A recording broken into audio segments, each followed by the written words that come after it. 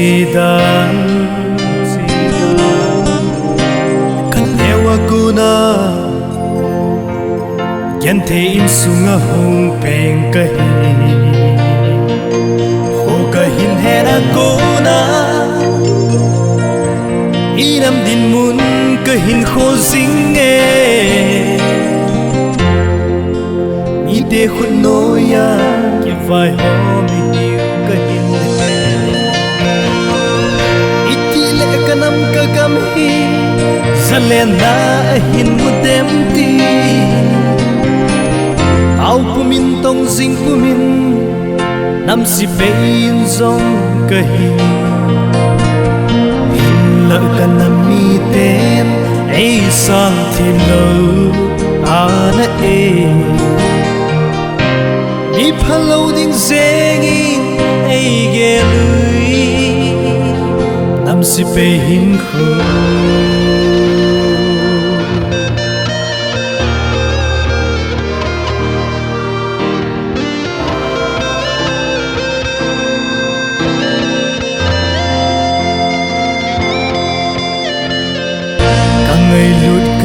insung mi Wycliff gul umi ngai cheng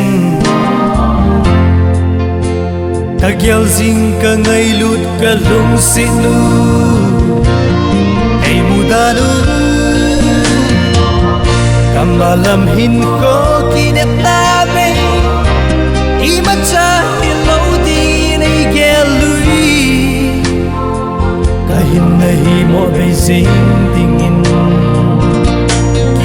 dan ahove kalale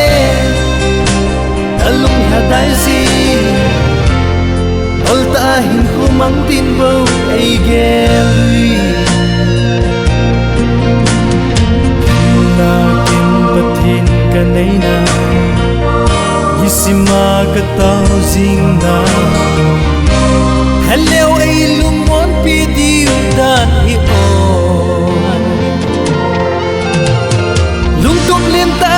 kal sung kahi ke pathin sung jing chu kahi kita ta na tong chu kahi nam zalen ting nga jing kahi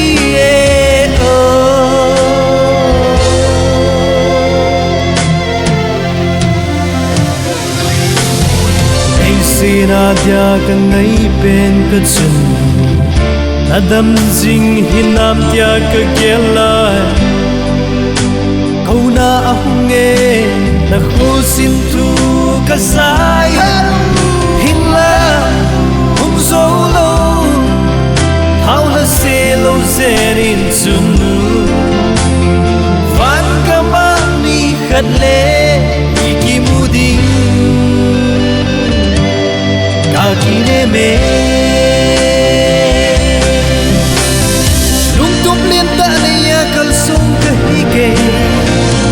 pathin sung jing chu kahi kita ta na tong chu kahi nam zalen ding nga jing chu kahi